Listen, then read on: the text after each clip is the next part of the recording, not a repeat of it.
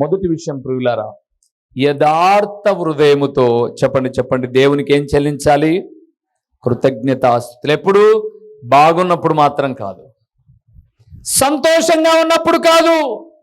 ఇంకా చెప్తాను, వాక్యం మీకు శృతిమెత్తగా తగిలినప్పుడు, దేవా ఈరోజు ఎంత బాగా మాట్లాడేవో నాతో, నీకు స్తోత్రం అంటారు.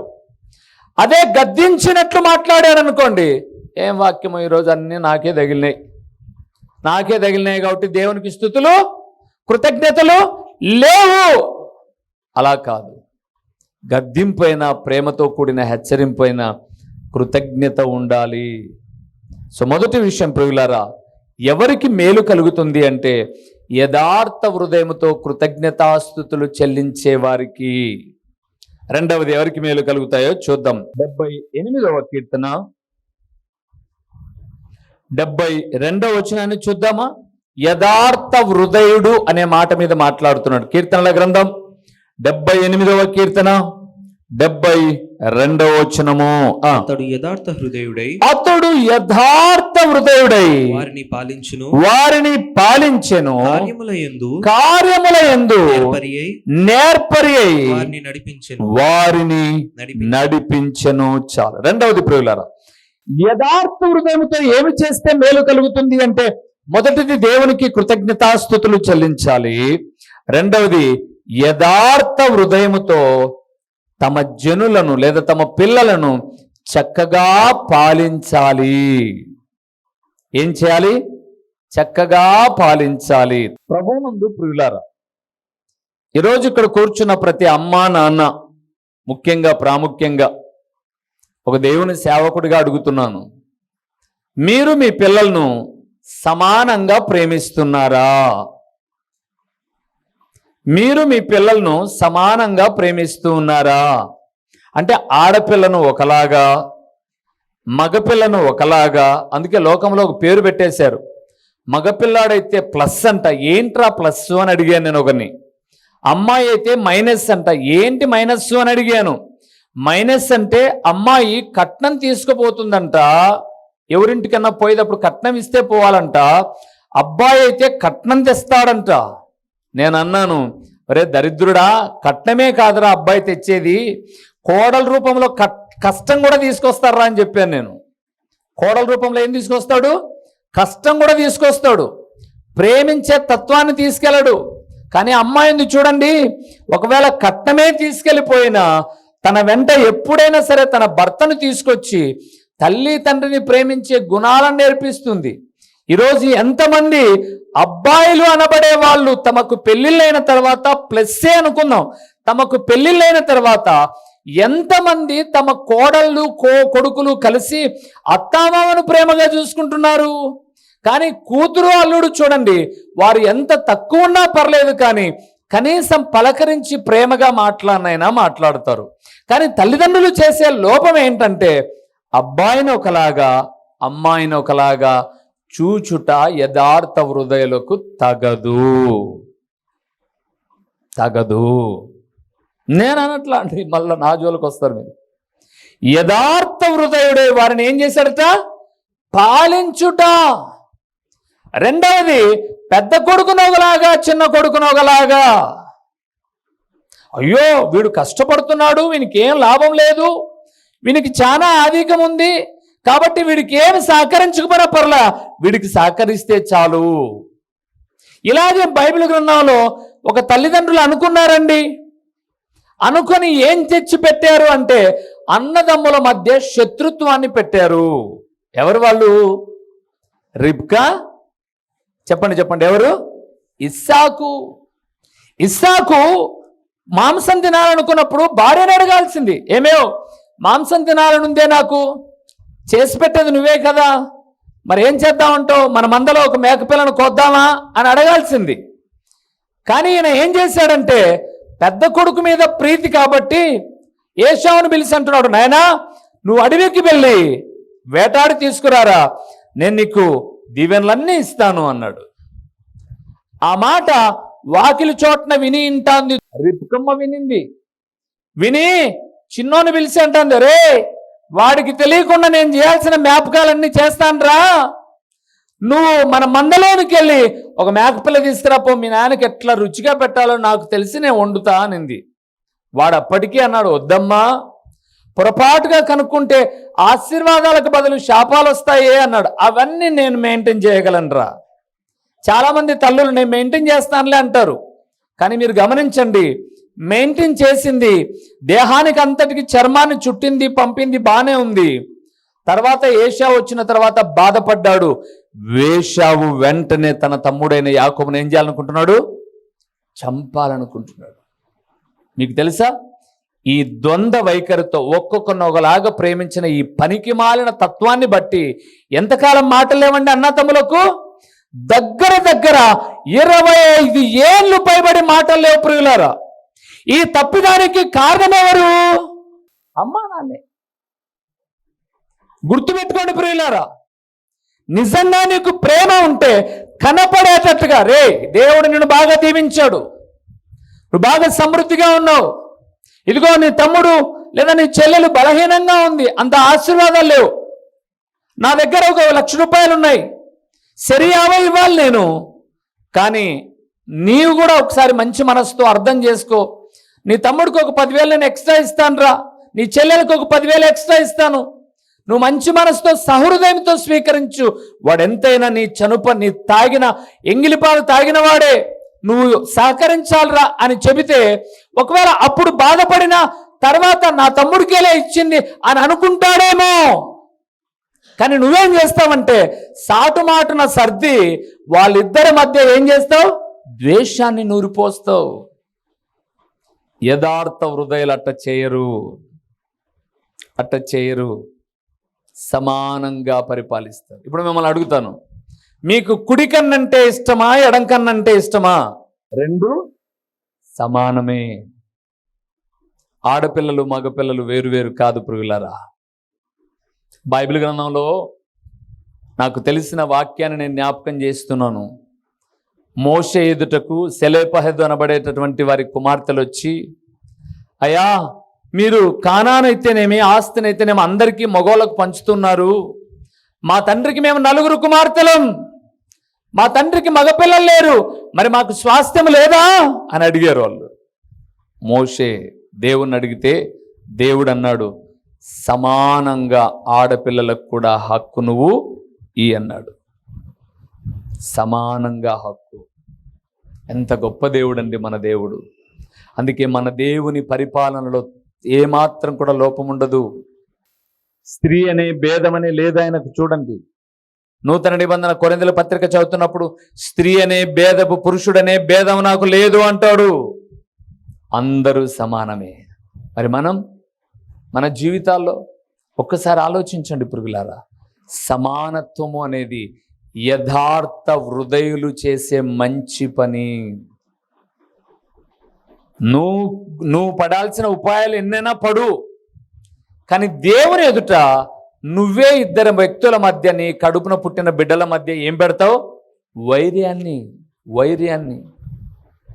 యాకోబు ఏశావు దూరం అయిపోయి, ఇంకా మీకు చెప్పాలంటే అమ్మా నాయన చచ్చిపోయినా కూడా యాకోబు వాళ్ళను చూడ్డానికి వెనక్కి వచ్చాడా? వచ్చినట్టుందా మీ బైబిల్లో? నా బైబిల్లో లేదు ప్రియులారా. అమ్మా నాన్న చచ్చిపోయినా కూడా ఆ పోతే పోనిపో, ఆ దరిద్రం వాడికే కదా బాగా చూసుకునింది, వాడే చూసుకుంటాడు పో అని అన్నాడు. ఆ ప్రేమ విలువలు సన్నగిలిపోయాయి. అందుకే దేవుడు అంటున్నాడు, పిల్లలను యథార్థ హృదయులు సమానంగా పాలించాలి. నన్ను అంటారు చాలామంది, అట్టెందుకు చేస్తారు పాస్టయ్య, మాకు 2 సమానమైన, అంత ఉత్తది దొంగ బుద్ధులన్నీ, అంత అబద్ధాలు. వారి వ్యక్తిత్వం తెలియకోకుండా మాట్లాడటంలా నేను దేవుని సేవకుడిగా, వారు మాట్లాడే మాటలు తీయగా ఉంటాయి, కానీ చేసే పనులు మాత్రం వంకరివి. ఇంకా నన్ను అడిగితే నేను అడుగుతున్నాను, ఆడపిల్లలైనటువంటి మీకు కూడా మీ కుటుంబాలలో కలిగిన ప్రతి దాని మీద ఏముంది? సమాన హక్కు ఉంది. తెలుసా? ఇప్పుడు న్యాయస్థానానికి మీరు ఎప్పుడైనా కోర్టుకు వేసి చూడండి, మాకు ఇంత ఆస్తుంది, మా అన్నకి ఇచ్చారు మాకు ఇవ్వలే అని. ఒకవేళ 5 ఏళ్ళు జరుగుతుందా 6 ఏళ్ళు జరుగుతుందా కేసు అలాగ ప్రక్కన పెడితే చివరికి వచ్చేటటువంటి న్యాయస్థానంలోని తీర్పు ఏంటంటే వాడికి ఏమేమైతే పంచారో అమ్మాయికి కూడా అవన్నీ ఇవ్వండి. అవును, అది మన భారత రాజ్యాంగంలో ఉన్నటువంటి చట్టం ప్రియులారా. అందుకే దేవుడు అన్నాడు యథార్థ హృదయముతో సమానత్వంగా పరిపాలించాలి. ఓకే, 3వ విషయానికి వద్దామా? రాజుల మొదటి గ్రంథం 11వ అధ్యాయము యథార్థ హృదయముతో ఏమి చేయాలో ఒకసారి మనం చూద్దాం. ఈ ప్రకారము సొలొమోను యెహోవా దృష్టికి చెడు నడత నడిచి తన తండ్రి అయిన దావీదు ఆ మాట చూడండి, తన తండ్రి అయిన దావీదు అనుసరించినట్లు యథార్థ హృదయముతో యెహోవాను అనుసరింపలేదు. చాలు. 3వ విషయం ప్రియులారా, యథార్థ హృదయముతో దేవుని అనుసరించాలి. దేవుని అంటే దేవుని వాక్యాన్ని అని అర్థం. అక్కడ దావీదు అనుసరించాడు, ఆయన కడుపును పుట్టినటువంటి సొలొమోను ఏం చేయాలా? అనుసరించాల. ఇప్పుడు మనం దావీదునే ఆధారం చేసుకొని మాట్లాడితే దేవుని ప్రియబిడ్డలమైన మన జీవితాలలో దేవుని వాక్యాన్ని యథార్థ హృదయముతో అనుసరించాలి. యథార్థ హృదయముతో. అది గద్దింపైనా, హెచ్చరింపైనా, మందలింపైనా, ప్రేమ కలిగిన మాట అయినా, ఏదైనా సరే. పిల్లలు వింటున్నారా? మీ తల్లిదండ్రులు కోపంతో గద్దించినా, ప్రేమతో ప్రేమించినా మీరు మా నాన్నేలే అని ఎలాగ సమానత్వంతో స్వీకరిస్తారో, పెద్దలైన వాక్యం వింటున్న మీరు అందరూ కూడా దేవుని వాక్యము ఎప్పుడు ఎలాగ మాట్లాడినా సరే నా తండ్రి అయిన దేవుడే నాతో మాట్లాడింది అని యథార్థ హృదయముతో వాక్యాన్ని స్వీకరించాలి లేదా అనుసరించాలి. ప్రభునందు ప్రియులారా, దేవుని రాకడలో ఎత్తబడే సమయంలో మనం పక్కింటోళ్ళకు కాపీ ఇచ్చినామా, ఎదురింటోళ్ళకి అన్నం పెట్టినామా, బట్టలు లేనోళ్ళకి ఇది కాదైనా చూసేది. నీవు దేవుని వాక్యానికి అనుగుణంగా నడుచుకున్నావా లేదా, దేవుని వాక్యానుసారంగా బ్రతికావా లేదా, అది చూస్తాడు ఆయన. మరి ఇవన్నీ చూడన్నా మేము చేసిన దాన ధర్మాలు, ధర్మ ఫలాలు ఇవన్నీ చూడరా అంటే ఆయన అన్నాడు యెషయా గ్రంథకర్త ద్వారా మాట్లాడుతూ, మీ నీతి క్రియలన్నీ ఎలాంటివి? మురికి బట్ట. మనం అప్పుడప్పుడు మూత తీసుకోవడానికి వాడుకుంటామే మసిబట్ట. అది అందరూ కూడా ఆడబిడ్డలు ఏం చేస్తారంటే మూత తీసి గంజి వంచుకొని చక్కగా వంట అయిపోయిన తర్వాత వీళ్ళు డ్యూటీకి వెళ్ళేటప్పుడు ఈ మసిబట్టను బీరువాలో పెట్టి బీగం వేసిపోతా అంటారు రోజుకి ఒకసారి కదా. ఏమి అది మురికి బట్ట, అది విలువలేనిది అని. నీతితో వాక్యానుసారముగా నడుచుకోకపోతే నువ్వు చేసేవన్నీ కూడా మురికి బట్టతో సమానమే. అందుకే యథార్థ హృదయుడమై దేవునికి కృతజ్ఞతాస్తుతులు చెల్లించాలి. యథార్థ హృదయుడమై చక్కటి పరిపాలన అందించాలి. ఒకరి నగలాగా ఆ తత్వం ఉండకూడదు. పిల్లల వరకే కాదండి, కేవలం పిల్లల వరకు మాత్రమే చెప్పలే నేను, లేదా కొడుకుల వరకు మాత్రమే చెప్పలా. ఒకవేళ కోడలు 2-3 ఉన్నారేమో, ఒకరి నగలాగా కూడా ప్రభు మెచ్చడు. యథార్థ హృదయుడికి తగదది. ఒక తండ్రికి తన పిల్లలను ఎవరు ఎక్కువ అంటే ఎవరు కాదు, నా పిల్లలు అందరూ సమానమని ఎలాగ చెప్తారో తన ఇంట ఉన్న బిడ్డలందరూ కూడా అదే సమానతత్వం. 3వది, యథార్థ హృదయముతో దేవుని వాక్యాన్ని ఏం చేయాలి? అనుసరించాలి. ఈరోజు వాక్యం వినడం మనకు తెలుసు, కానీ అనుసరించే దగ్గర ఎక్కడ? వాక్య ప్రకారంగా రేపటి దినాన మనము ఏదైనా దేవుణ్ణి అడగాల్సి వచ్చినప్పుడు ఇదిగో హిజ్కియా ప్రార్థన గుర్తుపెట్టుకోండి.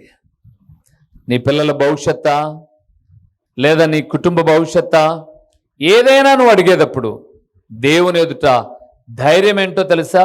యథార్థ హృదయుడనై నేనెట్లా బ్రతికానో, నా కుటుంబం ఎట్లా బ్రతికిందో నీకు తెలుసు కదా ప్రభువా. నా బిడ్డల నోరు నింపడానికి ఏ బిడ్డల నోరు కొట్టలే ప్రభువా, నేను నా బిడ్డల భవిష్యత్తును చక్కచేయి అని అడగచ్చు నువ్వు ధైర్యంగా. నా కడుపు నింపుకోవడానికి ఏ కడుపు కొట్టలే ప్రభువా, ఈరోజు నా కడుపులో జబ్బు ఏర్పడింది, అనారోగ్యం ఏర్పడింది, బాగు చేయి ప్రభువా నువ్వు అడగచ్చు.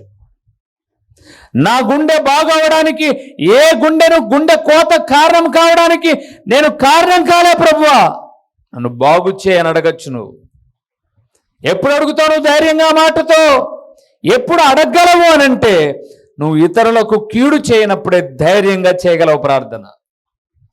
ఇతరుల నోరు కొట్టి, ఇతరుల కడుపు కొట్టి, ఇతరుల జీవితాలు పాడు కావడానికి నువ్వు ప్రధాన కారణమైపోయి దేవానే ఎట్లు బ్రతికానో చూసుకొని చెప్పంటే నోరు మోయి పనికి మాలిందా పనికి మాలవడా అంటాడు ఆయన. మన పిల్లలు చదువుకోకుండా 9 దాకా నిద్రపోయి రాత్రి 8:30కే నిద్రపోయి అమ్మా నాకు 200 వచ్చినాయి మా మార్కులు అంటే పనికి మాలిందనా? ఆమెను ఎప్పుడు మంచం కరుచుకొని నిద్రపోతానే 200 రాక ఎన్ని వస్తాయి నీకు? తంతా పట్టుకోనట్టనే నువ్వు చదువుకు చందకు తరంగా కానీ పాని నువ్వు పెళ్లి చేసావు ఎందుకు తరుముతారు అంటే బిడ్డల యొక్క ప్రవర్తన తల్లిదండ్రికి తెలిసినప్పుడు విశ్వాసుల యొక్క ప్రవర్తన దేవునికి తెలుసా తెలీదా? ఖచ్చితంగా తెలుసు. అందుకే హిజ్కియా అలాగ ప్రార్థన చేయగానే దేవుడే మనసు త్రిప్పుకున్నాడండి. దేవుడే మనసు త్రిప్పుకొని అంటున్నాడు, నిజంగా యథార్థంగానే బ్రతికాడు హిజ్కియా, వెళ్ళు యెషయానికి. ఇప్పుడు అతను ఇమీడియట్గా నా దగ్గరకు వచ్చి చేసే పని ఏం లేదు, ఇంకొక 15 సంవత్సరాలు భూమి మీదనే బ్రతకమను అని చెప్పాడు. ఏమంటే ఎప్పుడైనా దేవుని దగ్గర ఎప్పుడు ధైర్యంగా వాదిస్తాం చూడండి మనం. నాయనా నాకు ఇస్తావా లేదా నాయన అని ఎప్పుడు అడుగుతాము అని అంటే ఆ నాయనకు ఇష్టకరంగా మనం బ్రతికినప్పుడే. నాకు ఇష్టంగా మీరు బతికినప్పుడు మీరు అడగండి, ప్రభువా నా పిల్లోడు డాక్టర్ కావాలి ప్రభువా, ఇంజనీర్ ఫస్ట్ క్లాస్లో పాస్ అవ్వడం కాదు ప్రభువా, నా కుమారుడు ఒక ఉన్నతమైన ఉద్యోగములో.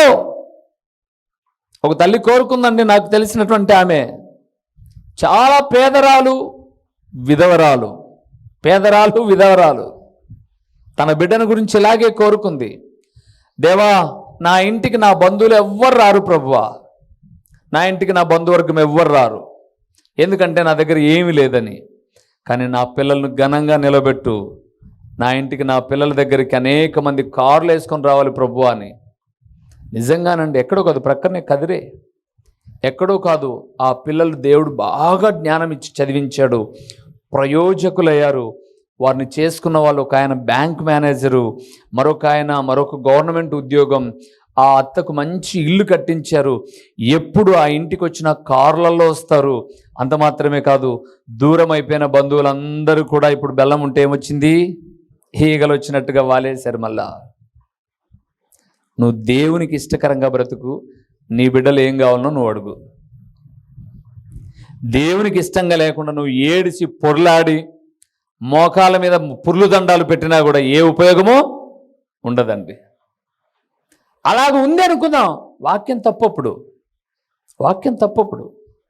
వాక్యం ఏమంటుంది? మళ్ళా చూద్దాం, 7వ వచనం, నా యందు మీరును మీ యందు నా మాటలను నిలిచి ఉండిన ఎడల మీకేది ఇష్టమో. పిల్లలు వింటున్నారా? మీరు దేవుని వాక్య ప్రకారంగా ప్రవర్తించండి, మీరు అడగండి ర్యాంకు. ప్రక్కనే ముదుగుబ్బ అనే ఊరుంది, ప్రక్కనే ముదుగుబ్బ. అక్కడ నాకు తెలిసిన ఒక సేవకుడు ఉన్నాడు, నరసరావుపేట నుంచి సేవ చేయడానికి అక్కడ వచ్చాడు. పాపం చెవులు వినిపించవు. వీళ్ళు సహకరించి లోపలే మిషన్స్ పెట్టేటటువంటి మిషన్స్ ఇచ్చారు. మంచివాడు, యథార్థవంతుడు. ఒక కూతురు ఒక కొడుకు గవర్నమెంట్ స్కూల్లో చదివాడు. మీరే పిల్లలు వినాలి, గవర్నమెంట్ స్కూల్లో చదివాడు. రెండవది మరలా పాలిసెట్ రాసి పాలిటెక్నికల్ కూడా గవర్నమెంట్ సీట్ వచ్చింది. ఎక్కడంటే తిరుపతిలో పాలిటెక్నికల్ సీట్ వచ్చింది. ఇప్పుడు బీటెక్ సీటు ప్రొద్దుటూరులో వచ్చింది, చేస్తున్నాడు. వినండి, ఒక్కడే కొడుకు సంఘంలో ఎలాగ వాడబడేవాడంటే, ఆ పిల్లవాడండి వాళ్ళ నాన్న వచ్చి మైక్ తీసుకునేసరికి మా పిల్లోడు మాదిరి పనులన్నీ చేస్తాడు. సరే, అది 10th వరకు అనుకుందాం. ఇంటర్ ఇప్పుడు తిరుపతి. శనివారం రాత్రి ట్రైన్ ఎక్కుతాడు. కాలేజీలో అలాగ మాట్లాడుకున్నాడు. శనివారం రాత్రి ట్రైన్ ఎక్కుతాడు, ఆదివారం ఉదయం తెల్లవారేసరికి చర్చిలో దిగుతాడు, కీబోర్డు వాయిస్తాడు. కొన్ని మెలకువలు చెప్పింటేనే ఇప్పుడు కీబోర్డు వాయిస్తున్నాడు దైవస్వరూపు. ఆ పిల్లోడు చెప్పింటేనే ఆదివారం ఆరాధనలో కీబోర్డు వాయిస్తాడు చక్కగా. మధ్యాహ్నం ధరధరమని తినేస్తాడు. 2 గంటలకు మళ్ళీ ట్రైన్ ఉంది, మళ్ళీ తిరుపతికి వెళ్ళాలి. సోమవారం క్లాస్కి వెళ్ళాలంటే 2 గంటలకు మళ్ళీ ట్రైన్ ఎక్కుతాడు, వెళ్ళిపోతాడు. మళ్ళా శనివారం వస్తాడు. వాళ్ళ ఫ్రెండ్స్ అందరు మా ఇంటికి వచ్చారు మొన్న. వాళ్ళ ఫ్రెండ్స్ అందరూ చెప్పిన మాట ఏంటో తెలుసా? మేము రోజు ఇక్కడే ఉండి పుస్తకాలు చదువుతాం, మేము ఫెయిల్ అయ్యాం. నువ్వు అట్ ఎ టైం ప్రతి సబ్జెక్ట్లో పాస్ అయిపోతూనే వెళ్ళిపోతున్నావు. ఎట్లరా సాధ్యం ఇది? మళ్ళా ప్రతి శని ఆదివారం నీకు ప్రయాణమే ఉంది, 12, 24 గంటలు ప్రయాణమే ఉంది. ఎట్లా పాస్ అవుతున్నాను? వాడు చెప్పాడు, నా దేవుని ఇష్టమైన పనులు నేను చేస్తున్నాను. నా దేవుడు నా పనిని ఎక్కడే కానీ ఫెయిల్ అనే క్వశ్చనే లేదు.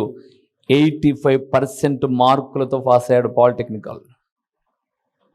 నువ్వు ఏమో పెద్ద పొడిచిందాని మాదిరి ఆదివారం ట్యూషను, శనివారం ట్యూషను, నీ బతుకంతా ట్యూషను. లాస్ట్కి వచ్చేసరికి నీ బతుకు ఆడ వేసిన గొంగలి ఆడే. అంతే. నువ్వు ఆయన బిడ్డగా బ్రతుకు, నీకు ఆయన ఏం తక్కువ చేస్తాడో అడుగు. అది బైబిల్ చెప్పింది, నేనేమనట్లా. బైబిల్ చెప్పిన మాట అది. ఈరోజు అబ్బాయి ఒక బీటెక్ స్టూడెంట్గా అక్కడున్నా కూడా ప్రతి ఆదివారం అక్కడ బస్సు ఎక్కుతాడు, పులివెందుల్లో దిగుతాడు, పులివెందుల బస్సు ఎక్కుతాడు, ముదిగుబ్బ బస్సు ఎక్కుతాడు, అక్కడ దిగుతాడు, ఆ శనివారం వెళ్ళిపోతాడు, ఆదివారం ఆరాధన చూసుకుంటాడు, మళ్ళీ ఇమీడియట్గా మళ్ళీ బస్సు ఎక్కేసి మళ్ళీ రిటర్న్ జర్నీ వచ్చేస్తాడు. ఫస్ట్ దేవుని పని చేస్తున్నాడు. ఫస్ట్ ఇయర్ ఫస్ట్ క్లాస్లో పాస్ అయ్యాడు బీటెక్లో. సెకండ్ ఇయర్కి వెళ్ళిపోయాడు. ఇప్పుడు థర్డ్ ఇయర్, 3 సంవత్సరాలే ఉంటుంది అబ్బాయికి, పాలిటెక్నిక్ అయిపోయింది కాబట్టి. దేవునికి ఇష్టంగా నువ్వు బ్రతుకు. నీకేం కావాలనో దేవుణ్ణి అడుగు. నువ్వు దేవా, నేను నీ సన్నిధిని ఎప్పుడు కోల్పోయిన వ్యక్తిని కాదు ప్రభువా, మరి నాకు నువ్వు కాకపోతే ఎవరు ఇస్తారు? నువ్వు ఎప్పుడు ఆబ్సెంటే, నువ్వు ఎప్పుడు చర్చి దొంగే. అందుకే మీ కుటుంబాలు కూడా అట్లే ఉన్నాయి చూడండి.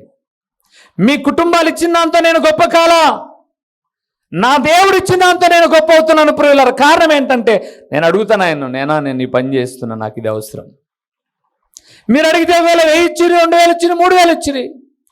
లేదా మీరు ప్రతిష్ఠిత అర్పణలు వేస్తే 1000, 1500, ఒకవేళ 5000 ఇచ్చారనుకోండి నెల, నాకు పరిచర్య కాటికి సరిపోతూ ఉంటుంది. కానీ ఎలాగ దీవించబడ్డాము అంటే ఒక్కటే, దేవుణ్ణి అడిగితే ఆయన ఎప్పుడు తక్కువ చేయడు ప్రియులారా. అందుకే యథార్థ హృదయముతో కృతజ్ఞతాస్తుతులు చెల్లించాలి, యథార్థ హృదయముతో జనులను పరిపాలించాలి, యథార్థ హృదయముతో దేవుని వాక్యాన్ని అనుసరించాలి. ఇంకొక మాట చెప్పి ముగిస్తాను రండి. రాజుల మొదటి గ్రంథం 9వ అధ్యాయం ప్రియులారా, 4వ వచనాన్ని చూద్దామా? రాజుల మొదటి గ్రంథము 9వ అధ్యాయము 4వ వచనాన్ని చదువుతున్నాం. దావీదు నడిచినట్లు. చాలా మంచి మాట చూడండి, ఇక్కడ ఇంకా బాగుంది. నీ తండ్రి అయిన దావీదు నడిచినట్లు నీవును యథార్థ హృదయుడవై నీతిని బట్టి నడుచుకొని నేను నీకు సెలవిచ్చినది అంతటి ప్రకారము చేసి నా కట్టడలను విధులను అనుసరించిన ఎడల చాలు. 4వది ప్రియులారా, వాక్యాన్ని అనుసరించడమే కాదు, దేవుని చట్టమైన వాక్య ప్రకారముగా నడుచుకోవాలి, ఆజ్ఞలు గైకొనాలి. 4వది, ఆజ్ఞలు ఏం చేయాలి? గైకొనాలి. మార్కు సువార్త 10వ అధ్యాయం చదవద్దులేండి, 17-21 వచనాలు చూస్తున్నప్పుడు ఒక యవ్వనస్తుడు వచ్చాడు యేసుప్రభు దగ్గరికి. సద్బోధకుడా అన్నాడు. ఎందుకై అలాగ పిలుస్తున్నావు సత్పురుషుడా అని? దేవుడు ఒక్కడే కదా. అవును, నువ్వు దేవుని కుమారుడివే. చెప్పు, నేను నిత్య జీవాన్ని పొందుకోవాలంటే ఏం చేయాలి? ఆజ్ఞలు పాటించు అన్నాడు. వాడు అంటాడు, చిన్నప్పటి నుంచి ఆజ్ఞలు పాటిస్తున్నాను అన్నాడు. అయితే నీకు ధన వ్యామోహం చాలా ఉంది, డబ్బు మీద ప్రేమ చాలా ఉంది, అది వదిలిపెట్టేరా బాబు, నా అడుగు జాడలేకరా అన్నాడు. వాడు ముఖం వ్యసనపడి వెళ్ళిపోయాడు. ఈరోజు అందరూ దేవుని వాక్యాన్ని ప్రేమించే వాళ్ళే, డబ్బు దగ్గరకు వచ్చేసరికి వారి బుద్ధి కనపడుతుంది. చూడండి, మంచోని బుద్ధి మాంసం దగ్గర కనపడుతుందో లేదో నాకు తెలియదు, కానీ ఈరోజు విశ్వాసుల బుద్ధి డబ్బు దగ్గర, డబ్బు మీద వ్యామోహం. అందుకే వాడు ముఖాన్ని చిన్నబుచ్చుకొని వెనక్కి వెళ్ళిపోయాడు. కానీ ఆజ్ఞలు అనుసరించేవాడు దేవుణ్ణి ప్రేమించాలి, డబ్బును కాదు. దేవా, ఈ లోకంలో నాకు డబ్బు కావాలి, అధికారం కావాలి, ఉద్యోగం కావాలి, ఇవన్నీ నీ తర్వాత కావాలి ప్రభువా. మొదటి స్థానం మాత్రం నువ్వే ప్రభువా. అవును, నేను బ్రతకడానికి నాకు ఉద్యోగం అవసరమే, కానీ నా ఉద్యోగానికన్నా ముందు బ్రతకడానికన్నాను చూడు, ఆ బ్రతుకును నువ్వే కాబట్టి ఇచ్చేది నువ్వు కావాలి నాకు ముందు. ఎప్పుడైతే అలాగ మనం అడుగుతామో, ఆజ్ఞలు అనుసరిస్తామో, హృదయపూర్వకంగా అనుసరిస్తామో, ఆ హృదయానికి దేవుడు మేలు చేస్తాడు. చెప్పండి 4 విషయాలు. మొదటిది, యథార్థ హృదయముతో దేవునికి కృతజ్ఞతాస్తుతులు చెల్లించాలి. రెండవది, యథార్థ హృదయముతో పరిపాలన ఉండాలి, కుటుంబ పాలన. మూడవది, యథార్థ హృదయముతో వాక్యాన్ని అనుసరించాలి. నాలుగవది, యథార్థ హృదయముతో ఆజ్ఞలను గైకొనాలి. వారిని దేవుడు మేలుతో తృప్తిపరుస్తాడు. లేచి నిలబడండి, ప్రార్థన చేద్దాం. ఈ మాటలు వింటూ ఉన్నప్పుడు ఎక్కడ మనం తప్పిపోయామో, ఎక్కడ దేవుని వాక్యానికి భిన్నంగా ప్రవర్తిస్తున్నామో ఒకసారి ఆలోచన చేద్దాం. దేవా, నీ వాక్య ప్రకారముగా నడుచుకునే మనస్సును, బ్రతుకును నాకు ఇవ్వు అని అడుగుదాం. నిజంగా మన హృదయం యథార్థమైనదో కాదో ఎవరికి వారుగా పరీక్ష చేసుకుని యథార్థ హృదయముతో నడుచుకుందాం. దేవుడిచ్చే దీవెనలు పొందుకుందాం. ప్రార్థన చేసుకుందాం. మహిమా స్వరూపివైన మా ప్రియమైన పరలోకపు తండ్రి, మహోన్నతుడమైన దేవా, మీ ఘననామమునకు స్తోత్రములు చెల్లిస్తూ ఉన్నాము నాయనా. మేము యథార్థ హృదయలమా కాదా అని అర్థమైన వాక్యమైన నీ ఎదుటకు వస్తే మా నిజ స్వరూపం బయటపడుతుంది. కాబట్టి ప్రకటించిన ఈ దీన సేవకుడు, విన్న నీ ప్రియమైన బిడ్డలు మీ వాక్యము దగ్గరికి వచ్చి తమ్మును తాము పరీక్షించుకొని ఇంతవరకు ఎక్కడ తప్పిపోయామో, మా హృదయాన్ని ఎక్కడ చెరుపు చేసుకున్నామో, నష్టానికి మేమే కారణం తప్ప మీరు కారణం కాదు అని తెలుసుకొని మీ వాక్యపు అడుగుజాడలలో పయనించడానికి కృపనివ్వండి తండ్రి. ప్రకటించబడిన పరలోకపు సంగతులు వ్యర్థముగా పోకుండా సారవంతమైన నేలను పడిన విత్తనము వలె 30 60 100 ఫలింపచేసి మీ ఘననామానికి మహిమ ఘనత ప్రభావములు మీరు కలుగు చేసుకునమని ఎంతైనా నమ్మదగిన దేవుడవైన మీకు స్తుతులు చెల్లిస్తూ యథార్థ హృదయముతో బ్రతకాలన్న తీర్మానముతో ముందుకు వెళ్ళడానికి కృపనివ్వమని నిరంతర స్తోత్రార్హుడైన దేవుడవైన మీకు స్తుతులు చెల్లించుకుంటూ యేసు నామములో అడిగి పొంది ఉన్నాము తండ్రి, ఆమేన్. మా చిరునామా దైవజనుడు బ్రదర్ ఓ రూబేన్ గారు, క్రీస్తు ప్రార్థనా మందిరం, డోర్ నెంబర్ 1-10-386, నగరిగుట్ట, పులివెందుల, కడప జిల్లా. మీ ప్రార్థన అవసరాల కొరకై సెల్ నంబర్ 9989067409.